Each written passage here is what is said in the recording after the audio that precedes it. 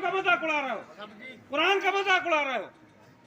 आप लोगों ने जिस कदर ज्यादती की है, हमारे गांव के अंदर की जितनी मेहनत थी बर्बाद कर दी।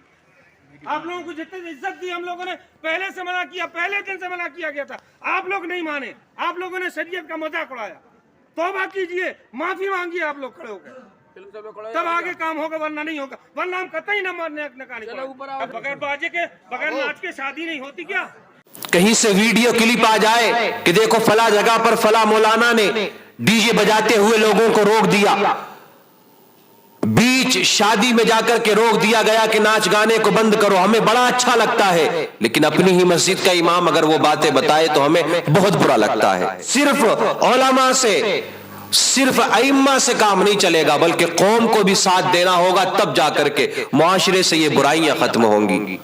तब जाकर के मुआशरे से ये बेहयाई खत्म होगी, तब जाकर के मुआशरे से ये गंदे नाच खत्म होंगे, तब जाकर के मुआशरे से ये गंदी रस्में खत्म होंगी। याद रखना, जब तक आप अपने उलमा का, जब तक आप अपने अइम्मा का साथ नहीं देंगे, कौम से बेहयाई और बुराइयां खत्म नहीं हो सकती हैं। मेरे अजीजों, ये बात भी हकीकत है ना कि कयामत के दिन हर किसी से हर किसी चीज के बारे में पूछा जाएगा,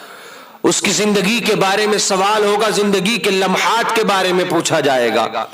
जिंदगी के अय्याम किस तरीके से गुजारे ये पूछा जाएगा, तूने जवानी कैसे गुजारी ये पूछा जाएगा,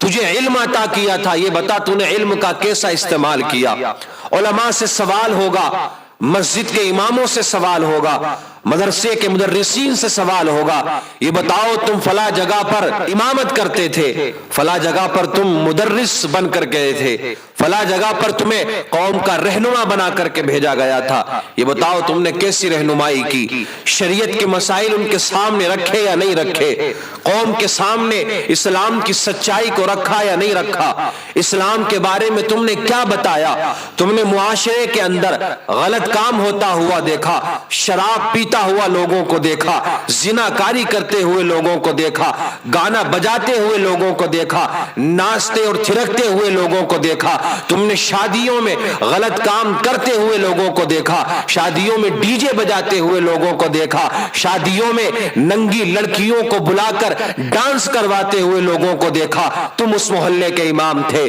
तुम उस गांव के इमाम थे, तुम उस मस्जिद में इमामत कर रहे थे, ये बताओ तुमने रोकने की कोशिश की या नहीं की? किसी से सवाल होगा, और जो उलमा है उनसे ज्यादा सवाल किए जाएंगे, ज्यादा जिम्मेदारी है उनकी। अब मेरे अजीजों, अक्सर जगहों पर होता यह है, कौम का एक जो बड़ा दर्द है, बड़ा अलमिया है, वो ये है कि जो उलमा है, जो बातों को बताना चाहते हैं, शरीयत के मसाइल को अवाम के सामने रखना चाहते हैं, लेकिन हमारी ये अवाम कैसी है कि जो सच्ची बात बताए, जो अच्छी बात बताए, जो बुराइयों से रोकने की कोशिश करे, जो कौम को बेहयाई से रोकने की कोशिश करे, हमारी ये अवाम उसी के पीछे पड़ जाती है, उसी इमाम के पीछे ये अवाम पड़ती है, उसी आलिम के पीछे ये अवाम पड़ जाती है।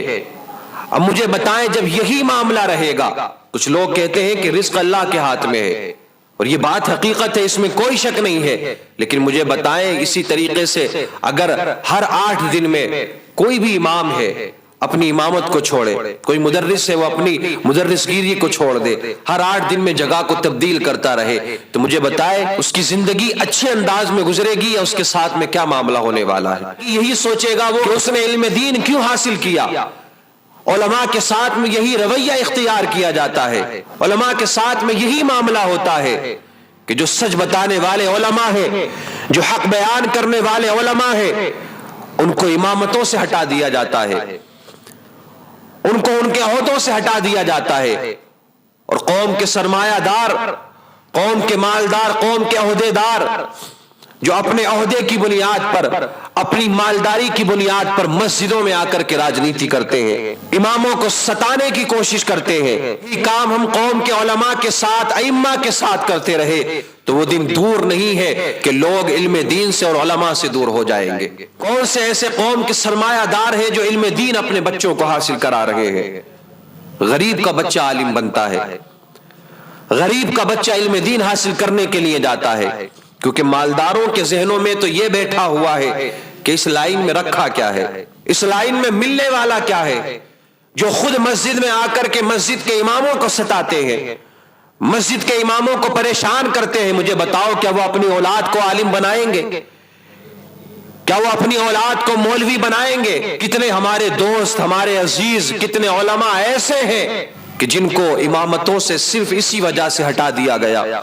کہ انہوں نے حق بیانی کر دی تھی, انہوں نے مسائل کو لوگوں کے سامنے رکھ دیا تھا.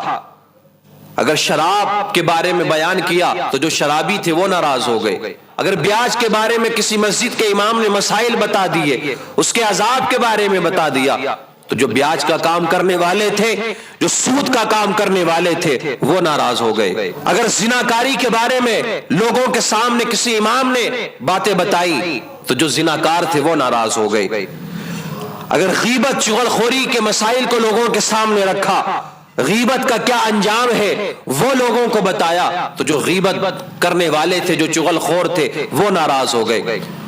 اب مجھے بتائیں امام نماز کس کو پڑھائے گا؟ پھر تو اس کو ہٹنا ہی امامت پہ سے. تو یاد رکھنا,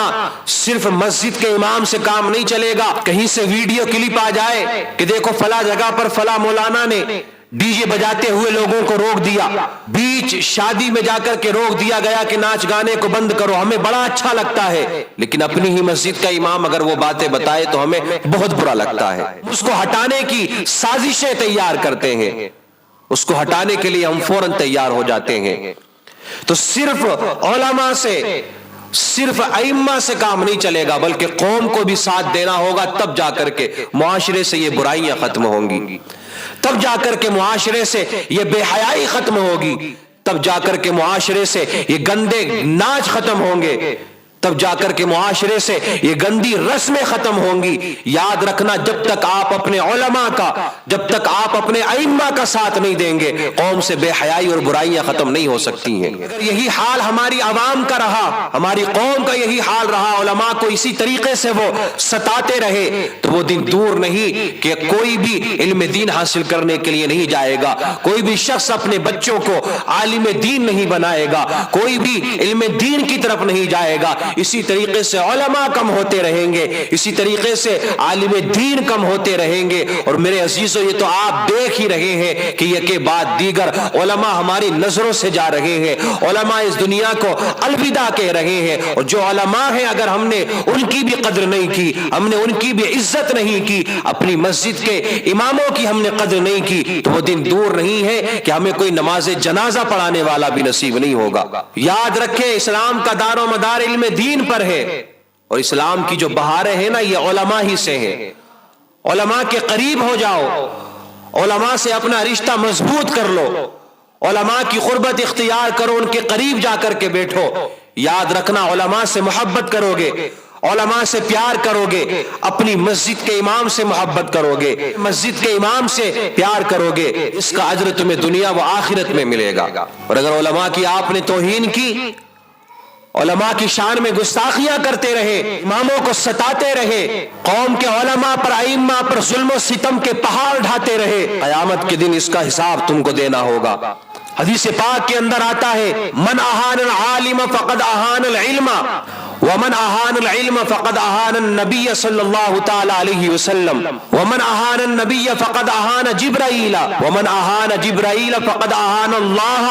اہانہ اللہ یوم القیامہ. اللہ اکبر کبیرہ. آقا کریم صلی اللہ تعالی علیہ وسلم نے ارشاد فرمایا کہ جس نے عالم دین کی توہین کی, اس نے علم کی توہین کی, جس نے علم کی توہین کی, اس نے اللہ کے رسول صلی اللہ تعالی علیہ وسلم کی توہین کی, جس نے اللہ کے رسول کی توہین کی, اس نے حضرت جبرائیل کی توہین کی, جس نے جبرائیل کی توہین کی, اس نے اللہ کی توہین کی, اس نے اللہ کی توہین کی. اللہ رب العزت قیامت کے دن اس کو ذلیل و رسوا فرمائے گا. آپ یہ کنیکشن دیکھیں, یہ کانٹیکٹ دیکھیں. آپ سوچتے ہیں کہ آپ نے صرف مسجد کے امام کو ستا لیا, قوم کے عالم کو ستا لیا, بات ختم ہو گئی. نہیں, اگر کسی نے دل سے اپنے بد دعا نکال دی, کسی کا دل دکھ گیا نا, تو یاد رکھنا میرے عزیزو, یہ جو دل کی جو صدائیں ہوتی ہیں, جب دل سے کوئی آہ نکلتی, وہ جا کر کے پھر اثر بھی ضرور کرتی ہے. اور اگر اللہ نے اس آہ کو قبول کر لیا نا, تو ستانے والوں کا انجام بہت برا ہونے والا ہے. دوسرے علماء اچھا کام کریں, دین کا کام کریں, تو ہمیں اچھا لگتا ہے. اپنی مسجد کا امام, اپنے محلے کی مسجد کا امام اگر وہی کام کرنے پہ آئے تو ہمیں وہ چیز پسند نہیں ہے، تو جب تک ہم ان چیزوں کو بند نہیں کریں گے، جب تک ائمہ کے دل سے ہم یہ خوف نہیں نکال دیتے کہ ہاں آپ دین کے مسائل بتاؤ، آپ دین کے مسائل بتاؤ، دین کی باتیں بتاؤ، کوئی آپ کو روکنے والا نہیں ہے، تب تک قوم سے بے حیائی اور بری باتیں رکنے والی نہیں ہے۔ لیکن یہی حال رہا، معاملات ہم کرتے رہے تو وہ دن دور نہیں ہے کہ ہمیں اس کا بھگتان کرنا پڑے گا، ہمیں ذلیل و رسوا ہونا پڑے گا، اور بے حیائی عام ہوتی رہے گی، ہماری نسلیں بربادیوں کی طرف جاتی رہیں گی۔